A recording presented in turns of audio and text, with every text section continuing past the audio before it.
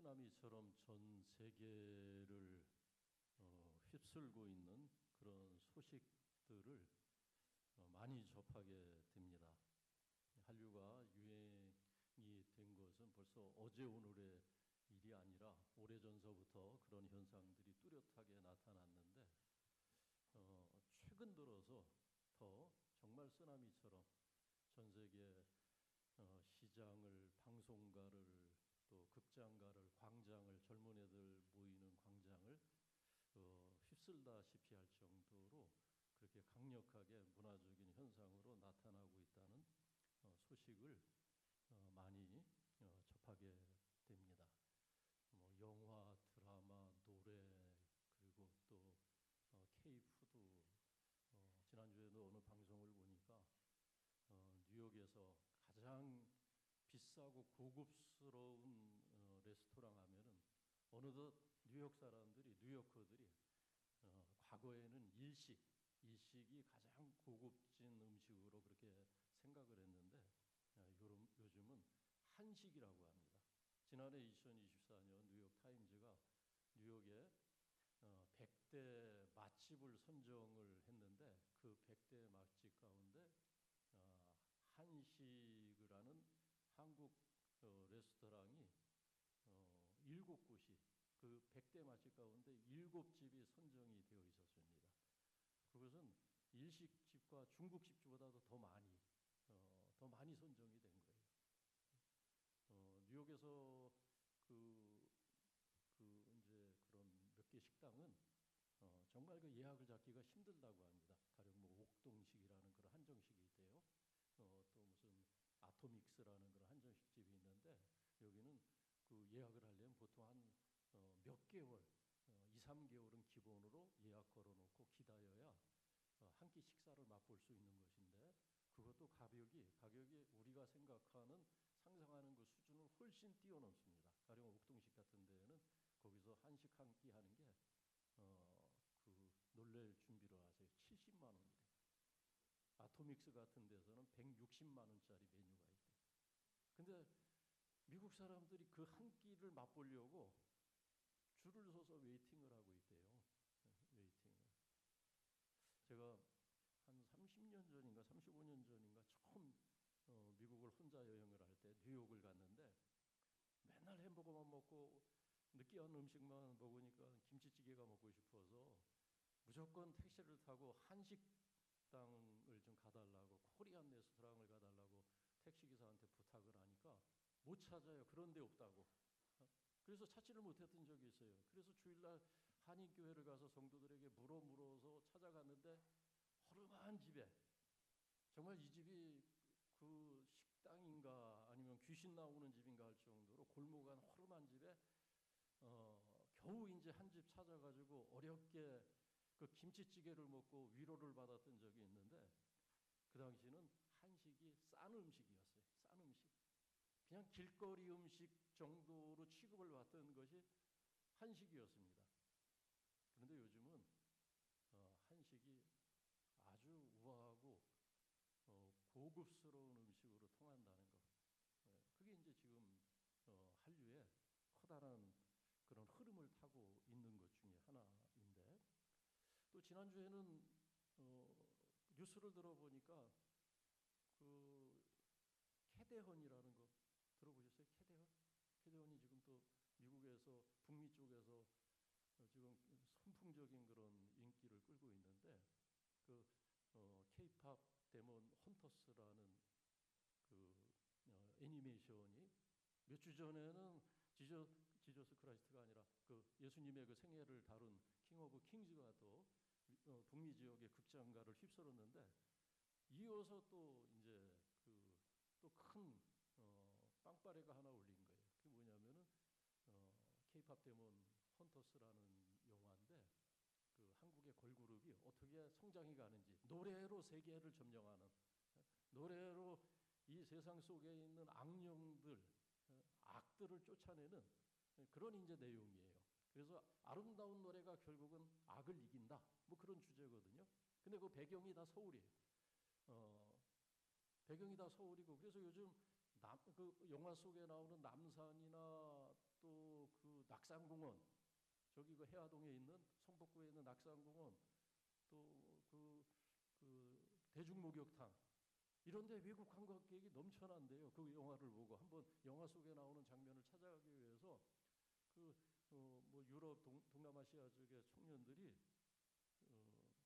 뭐 몰려온다는 그런 얘기를 들었습니다. 거기 이제 주인공 루미가 부르는 노래가 있어요. 골든이라는 노래. 거기 이제 노래들이 많이 나오는데 골든이라는 노래가 그게 그 빌보드 차트 처음에 발표됐을 때 저 밑에 있는데 막 계단을 성큼성큼 올라오더니 불과 몇 주 만에 그 빌보드 차트 1위에 올랐어요. 1위에. 애니메이션 속 가상인물이 부른 노래가 빌보드 차트 1위 한 게 빌보드 차트 기록을 만든 일에 처음 있는 일이에요. 처음 있는 일. 그래서 그 기사를 읽어보고 그 넷플릭스 영화를 제가 또 다운을 받아서 봤어요. 봤는데 노래가 좋아요. 보니까 매력적이에요. 리듬이. 그래서 요즘 뭐 유럽이고 동남아시아고 미국이고 광장마다 젊은 애들이 요새는 그거 틀어놓고 춤을 추고 그거 틀어놓고 위로를 받고 그거 틀어놓고 잔치를 지금 벌이고 있습니다. 전 세계가.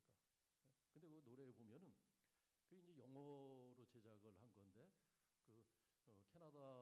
한국계 캐나다 사람이 감독이고 그리고 이제 거기 노래하는 사람들이 다 우리나라 가수들이에요. 우리나라 가수들인데 그리고 다 배경이 서울이고 이제 그렇게 됩니다. 근데 그 가사를 보면은 다 영어인데 중간중간 한국말을 그대로 쓰고 있어요. 한국말이 그대로 나옵니다. 거기 뭐 사자보이스라는 또 그 남자 아이돌 팀도 나오는데 거기 보면 상당한 부분을 그냥 한국어를 그대로 사용하면서 노래를 하고 있어요. 근데 그 말을 그대로 따라해요. 지금 막 파리에서 저 뉴욕의 그 메인 그런 광장에서 한국어를 따라서 합니다. 옛날에 여러분도 기억하십니까? 옛날에 우리나라 가수들이 노래 좀 한다고 하는 가수들이 노래하다가 가끔 영어 한두 마디를 거기에 삽입을 했어요. 그게 하나의 유행이었던 적이 있어요.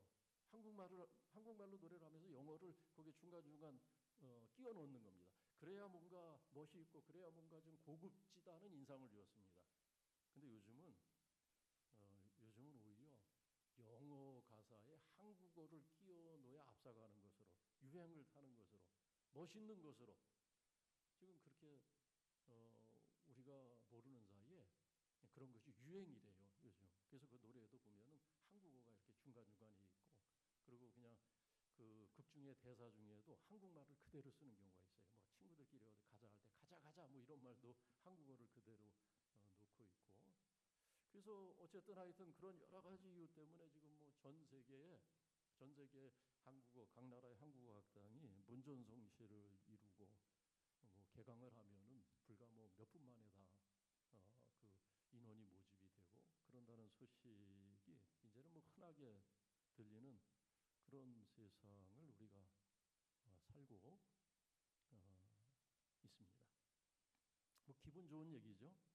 기분 좋은 얘기입니다. 그런데 80년 전으로 돌아가면은 요즘 전 세계에 유행이 되는 그런 한국어가 80년 전에는 폐기 처분될 것 같은 그런 언어였습니다. 쓸 수 없는, 맘 놓고 쓸 수 없는 그런 말이 우리말이었다는 겁니다. 저희 아버님이 그 교육을 그렇게 받지 못한 가방끈이 아주 짧은 분이었는데 근데 시골에서 농사하면서 배운 것이 없는 이 어른이 일본어는 하셨어요. 일본어. 저희 아버님이 일본어를 하시는 걸 제가 자주 들었어요. 또 일본도 갔다 오셨고 그 옛날에 일본어로 하셨어요. 왜 일본어로 했겠어요? 일본어를 자꾸만 쓰라고 하니까 이름도 다 바꿔버리고 이름도 창씨 개명을 하고 선택의 여지가 없었습니다. 조선말을 쓰지 못하게 했던 적이 있었어요. 우리 역사 가운데. 지금은 돌아가셨지만은 여러분 강창수 집사님 그분이 그분도 군에서 오랫동안 계셨던 분이고 이제 군 출신이고 그래서 저한테 이제 만나면 굉장히 옛날 얘기를 많이 하셨어요. 이제 그런 얘기 하시더라고요. 이분이 이제 평양에서 그 어린 시절을 보냈는데 평양 보통학교 출신입니다. 거기에 대한 아주 자부심이 많은 분이세요. 평양 보통학교에 대한. 평양 보통학교는 우리는 잘 모르는데 그게 서울에 경기고가 있다면 저 북쪽에는 평양 보통학교가 있어요. 저 남쪽에는 진주고등학교가 있었고, 또 조금 더 중간에는 이제 우리 정성주 집사님 나오신 전주고가 있었고, 이런 각 지역의 명문고가 있었잖아요. 근데 이북에는 평양 보통학교가 최고였대요. 근데 이분이 그 학교에 다닐 때 그렇게 매를 맞았대요. 그 얘기를 아주 그냥 그 얘기를 하시면서 그 끔찍했던 기억을 떠올리시곤 했는데, 왜 매를 맞았냐면 선생들이 일본 선생들이었는데 일본 선생들이 마치 순사처럼 그 허리에 칼을 차고 교실에 들어왔대요. 아주 그 위압적인 그런 그 분위기였는데, 뭐 전쟁 중이었고 그 당시에 태평양 전쟁. 그런데 한국어를 사용하면은 조선말을 쓰면 그렇게 매질을 했대요. 그렇게. 그래도 학생들이 우리말을 지키겠다고 선생님들이 안 보는 데서는 한국 책을 읽고 조선어 책을 읽고 그리고 우리말을 쓰고, 그러다가 또 걸려서 매질을 당하고, 그래서 엉덩이가 터지고 종아리가 심한 매질로 터져서 집에 돌아간 적이 많이 있었다는 거예요. 많이 있었다는 거예요. 그래서 옛날엔 그랬습니다 하면서 그런 얘기 했던 기억, 오늘 다시 또 기억이 납니다. 그런데 해방을 맞은 겁니다. 해방을 맞았어요. 80년 전에. 그 놀라운 하나님의 은혜죠. 역사 속에 나타난, 우리가 이제 그 찬송 584장을 부를 터인데, 우리의 손과 발을 묶은 사슬 하나님이 끊어주셨다는 거예요. 그 찬송가 가사가 우리의 손과 발을 다 묶어놓은 정치적인 자유를 얻었다는 겁니다. 우리의 주권을 하나님의 은혜로 찾았다는 거예요. 정치적인 자유만 찾았을 뿐만 아니라 그 찬송가 가사 보면은 우리의 말과 글을 되찾았다는 거예요. 우리의 말과 글을. 오늘 우리는 사실 그 상상도 할 수 없는 거죠. 그런 시절이 있었다는 것이 80년 전에. 그렇게 쓸 수가 없었고, 마음 놓게 쓸 수가 없었고, 또 전혀 전 세계가 알아주지 않는 그런 언어였는데, 오늘 전 세계 사람들이 배우고 싶어하고 말하고 싶어하고, 한국어를 한두 마디쯤은 해야 오히려 고상한 사람으로, 세련된 사람으로 알아봐주는 그런 세상을 우리가 살고 있다는 게 정말 행복한 일이다. 행복한 일이다. 그런 생각을 우리가 하지 않습니까? 하나님의 은혜라는 거예요. 하나님의 역사다. 오늘 우리가 이제 본문의 말씀을 연관해서 이제 생각을 좀 해야 되는데, 여러분, 그 요한복음 1장은 예수님은 누구신가를 밝혀주고 있습니다. 예수 그리스도는 누구신가? 네. 마태복음, 마가복음, 그리고 누가복음은 저 끝에 가서 예수님이 누구신가를 드러내요. 예수님의 탄생부터 시작해서 예수님께서 행하신 많은 기적들, 많은 그 예수님의 사건들, 그런 걸 다 증거로 제시하는 거예요, 우리 앞에. 그리고 나서 맨 마지막에 그러므로 예수 그리스도는 하나님의 아들이시다.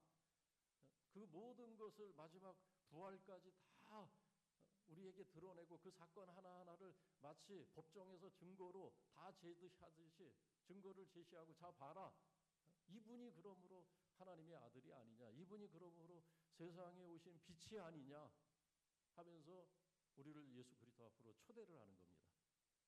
근데 1장은 순서가 거꾸로라 그랬죠. 1장은 우리의 믿음을 요구합니다. 그래서 1장 요한복음은 그 순서를 바꿔서 시작을 해요.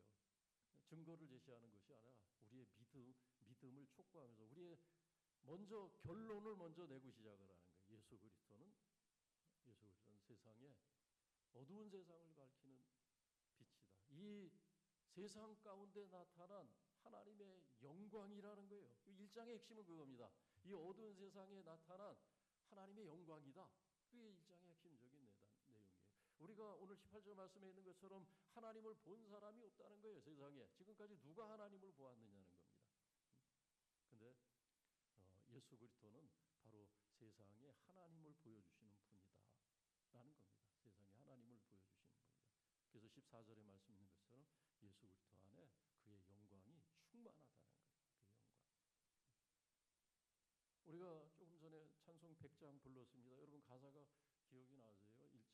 1절 말씀 보면은 그 후렴 그 뒤에 이 역사 속에 나타나신 하나님을 찬양하세요. 살아계신 하나님이 우리 눈에 보이지 않는 그 하나님이 우리의 눈으로 볼 수 없는 그 하나님이 역사 속에 나타나셨어요. 우리의 역사 가운데. 하나님이 당신을 드러내시는 하나님의 살아계신과 그 은혜, 하나님의 능력, 자기를 의지하는 백성을 돌아보시는 그런 하나님의 놀라운 은혜와 능력이 어디에 나타나느냐? 역사 가운데 나타나셨어요. 역사 가운데. 그래서 여러분 성경에 보면 그 선지자들이 외쳤던 말씀 가운데 너희가 옛일을 생각하라. 옛적 일을 기억하라. 그런 외침을 많이 했어요. 너희가 옛적 일을 기억하라.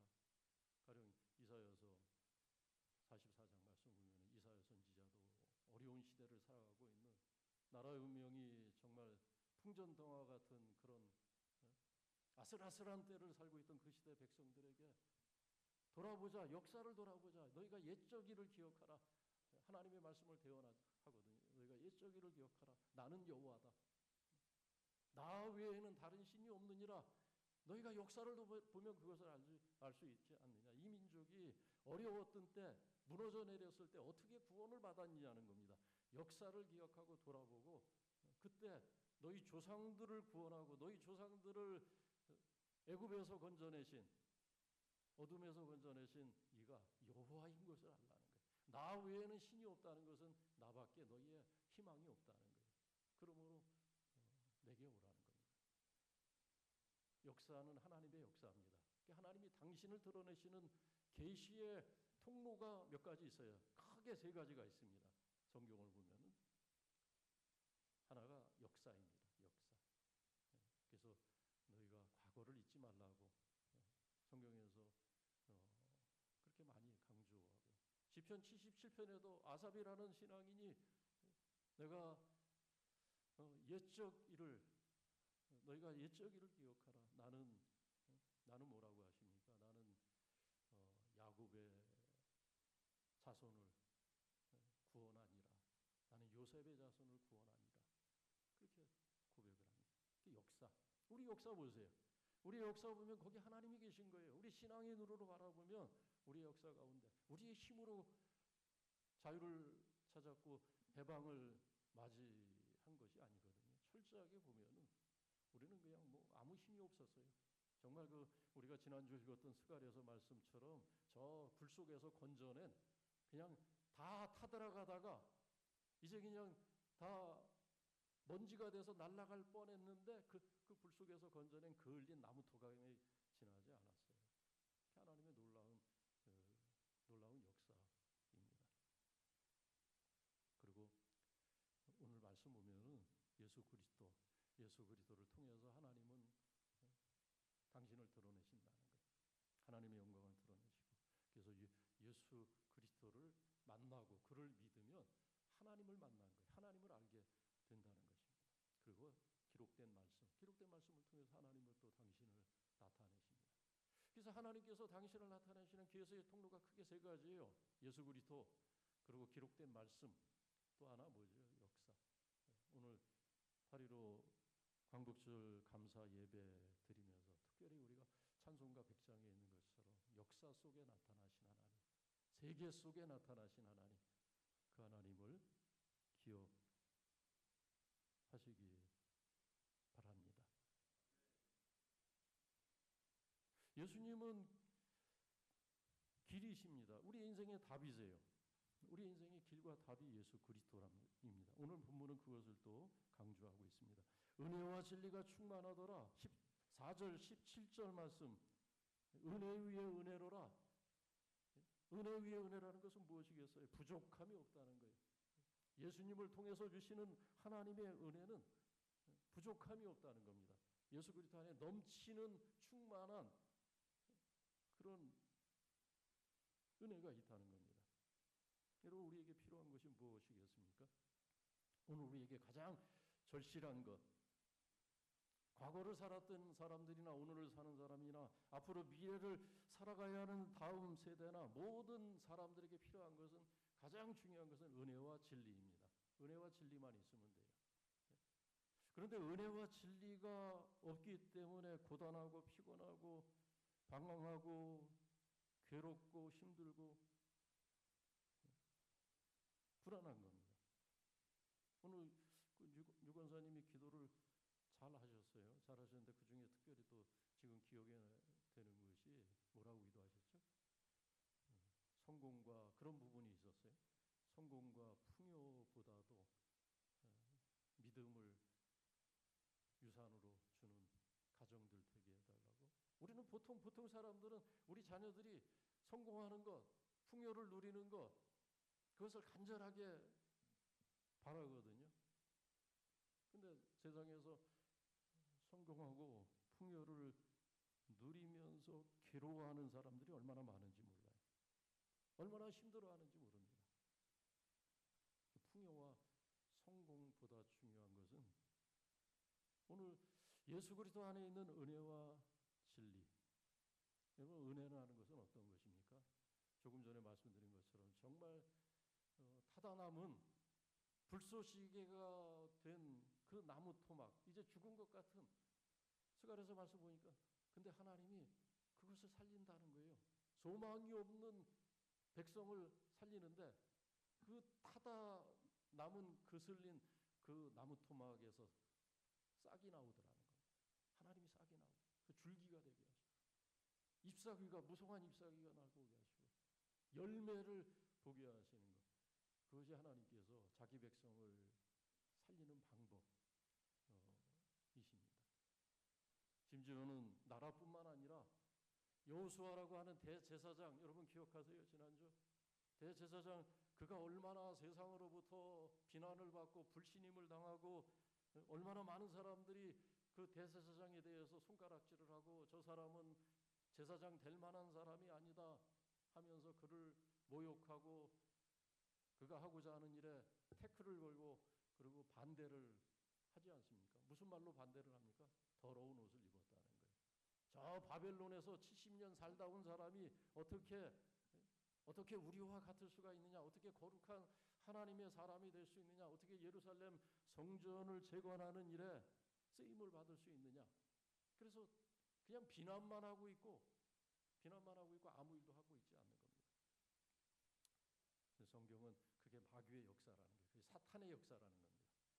그래서 하나님은 스가랴에게 그 환상을 보여주세요.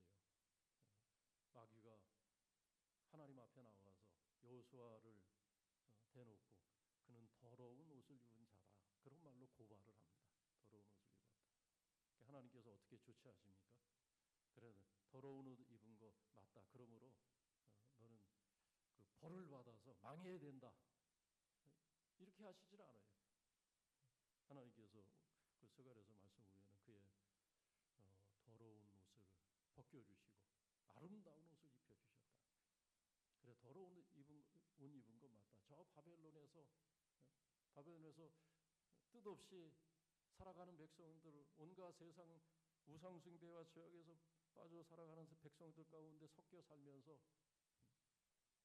그가 더럽혀지고 세속화된 것은 맞은데, 근데 하나님께서 그의 옷을 더 벗겨주시는 거예요. 그의 옷을 벗겨주시고 새 옷을 입혀주시고, 그리고 그의 고개를, 부끄러움과 수치심에 떨고 있던 그의 고개를 들게 하셔서, 머리를 들게 하셔서 관을, 정결한 관을 씌워주시는 그런 환상을 스가랴가 봅니다.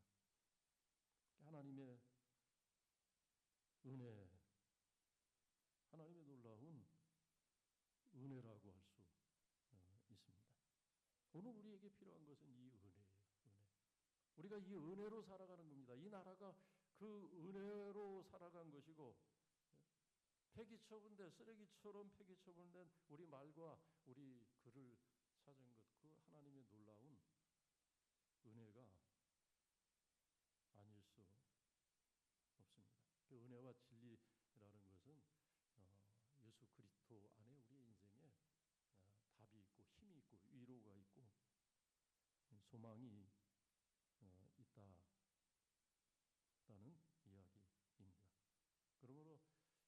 오죽하면 역사를 AD와 BC로 나누겠어요. 예수 그리스도.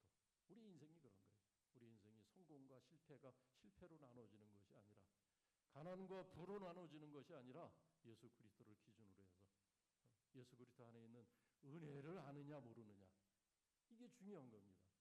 그러므로 어떤 분들은 그냥 자녀들 때문에 고생을 많이 해요. 막 고민을 많이 하고. 근데 제가 보니까 고민할 것도 없는데, 아니 그 자녀가 그렇게 예수 잘 믿고 또 그렇게 신앙이 좋으면 그거보다 더 좋은 게 어디 있겠어요. 근데 교회 잘 다니는데 그냥 다른 집 새끼들보다 못하니까 그것 때문에 그냥 고민하고 이렇게 걱정을 하는 거 봐. 내 생각이 너무 앞서가, 내 욕심이 너무 앞서가는 거예요. 내 욕심이. 여러분, 우리의 인생의 성공과 기준, 그 기준을 좀 우리가 다르게 해야 될 것 같아요. AD와 BC의 그 기준이 예수 그리스도인 것처럼 우리의 인생의 기준도, 장차 하나님께서 우리의 인생을 어떻게 판단하시겠습니까? 그 기준이 뭐 예수 그리스도예요. 그것이 왜냐하면 하나님의 은혜와 진리가 예수 그리스도 안에 주어져 있기 때문에 그렇습니다. 그러므로 내 품에서 자란 내 자식이 주님을 믿는다면 그것으로 족한 줄 아세요. 최고의 성공입니다. 그것이 최고의 큰 성공이라 생각하시고, 오늘 그것을 우리에게 말씀하지 않습니까? 오늘 또 본문의 말씀은 예수 그리스도는 하나님의 로고스라는 거예요. 말씀이 육신이 되었다. 지난주에도 말씀을 드렸던 부분입니다.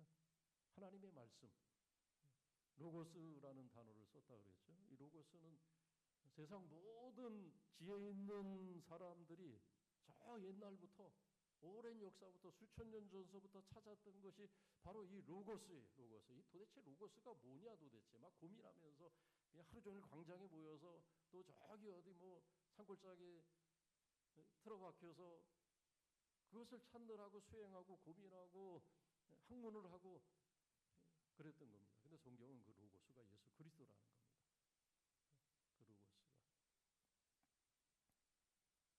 여러분, 하나님께서 하나님의 진리, 하나님의 말씀으로 우리에게 들려주셨다면은 얼마나 우리가 그것을 이해하고 그 말씀을 이렇게 받아들일 수 있을까요? 아멘하고 그 말씀에 동의하고 그 말씀을 우리가 이해할 수 있었겠습니까? 아마 이해 못합니다. 하나님의 말씀을 말씀대로 그냥 우리에게 던져주셨으면은 우리는 하나님을 알 길이 없어요. 하나님께서 당신을 드러내시는 계시의 통로가 세 가지가 있는데, 역사, 우리 과거 큰 역사, 인간의 역사, 이 나라의 역사, 그 속에 하나님의 은혜가 스며 있는데, 그리고 성경의 말씀, 그냥 말씀만 주셨다면은 우리가 하나님을 아는 것은 굉장히 제한되고, 알아도 우리는 잘못 알 수밖에 없는 그런 무지 가운데 있습니다. 그래서 예수님을 보내신 거예요. 예수님 보라는 거예요. 예수님 보라. 그래서 빌립이 나중에 자기 가까이 있는 사람 나다네엘을 전도할 때도 와서 들으라 하지 않고 와서 보라는 거예요. 예수 그리스도를 보면, 이분이 행하시는 거 보면, 이분이 움직이시는 거 보면 그분 안에 하나님의 진리가 있고 하나님의 말씀이 있다는 거예요. 그래서 보라는 거예요. 믿음의 주여 우리를 온전케 하시는 일이, 우리의 삶을 구원하시는 예수 그리스도를 바라보라. 바라보라 그러지 않습니까? 예수 그리스도는 하나님의 말씀, 보여지는 하나님의 말씀이다. 첫 시간에 강조를 했습니다. 얼마 전에, 몇 달 전에 뉴키즈 온 더 블럭이라는 그런 프로에 물리학을 가르치는, 대학에서 물리학을 가르치는 김상욱 교수님이라는 분이 나와서 물리학에 대해서, 특별히 양자 물리학에 대해서 소개를 하더라고요. 양자 물리학. 앞으로는 이제 양자 물리학의 양자 역학 시대가 이제 온다는 거예요. 지금은 AI가 이제 그 유행이지만, 이제 양자 역학을 모르면 안 된다는 거예요. 이제 기업도 그 양자 역학의 원리를 이용해야 장사를 하고 또 그 사업을 해야 된다는 겁니다. 양자 역학이 세계를 지배한다는 거예요. 그래서 양자 역학이 다시 무언가. 근데 이분이 뭐 한참 설명을 해요. 근데 제가 이제 귀담아 들었어요. 양자역학 들어보긴 한 것 같아서 또 양자역학의 시대가 온다니까. 또 우리가 지금 이미 양자역학에 그런 양자역학의 원리가 작용하는 세상에서 우리가 살아가고 있다는 거예요. 제가 이렇게 마이크에다 얘기를 하고 하면은 이 소리가 전파로 이게 여러분에게 그 어떤 공기를 진동을 일으켜서 여러분에게 전달되는 이것도 다 사실 양자역학으로 설명이 되는 거래요. 뭐 그런 얘기를 하는데 그래서 쭉 얘기를 하는데 제가 몇 퍼센트 정도 이해를 했을 것 같아요. 그 양자역학의 원리를 설명을 하는데 제가 이해가 안 되더라고요. 도대체 뭐 알 것 같기도 하고 모를 것 같기도 하고 그래서 그분이 강의한 것이 또 있겠거니 하면서 찾아보니까 많아요. 보니까 유튜브에 김상국 교수의 양자역학에 대한 그 강의가 많아요. 그래서 그 중에서 제가 몇 개를 들었어요. 모르는 거니까 한번 이해를 해보려고. 그래서 한 두세 개를 뭐 한 30분, 40분 때는 강의를 앉아서 들었어요. 앉아서. 근데 결론은 그래도 모르겠더라고요. 그래서 그냥 모른 채로 살기로 했어요. 모른 채로. 그 시대가 오면 그때 경험하자. 근데 이미 살고 있다는데 이거 어떻게 해? 그래서 제가 잠깐 좀 고민을 했어요. 이거 어떻게 하나 양자역학의 시대는 온다 그러고 이미 그 시대에 살고 있다고 하는데 이해는 되지 않는데 여러분 우리가 조금만 수준이 차이가 나면은 이해가 안 돼요. 수준 차가 나면 그분하고 저하고의 그 물리학 분야에서의 수준 차죠. 수준 차. 우리는 서로가 조금만 차이가 있으면 뭔가 이해가 안 된다고 그냥 투정을 하고 고민하지 않습니까? 말할 때도 사람마다. 근데 여러분 생각을 해보세요. 하나님의 차원에서 말씀을 보여지는 말씀으로 주시지 않으면 우리가 얼마나 하나님을 알 수 있겠습니까? 여러분 말씀이 육신이 되었다는 것은 하나님의 놀라운 은혜예요. 놀라운 하나님의 방편입니다. 우리를 사랑하시는 우리를 구원하시고자 하는 하나님께서 이 인간 세상에 찾아오시는 가장 놀라운 비밀, 가장 놀라운 방편이 말씀이 육신이 된 예수 그리스도의 탄생이라는 겁니다.